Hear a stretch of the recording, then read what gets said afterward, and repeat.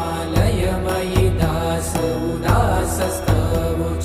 नहि वो साम्ब सदा शिव शम्भो शङ्कर शरणं मे तव चरणयुगम्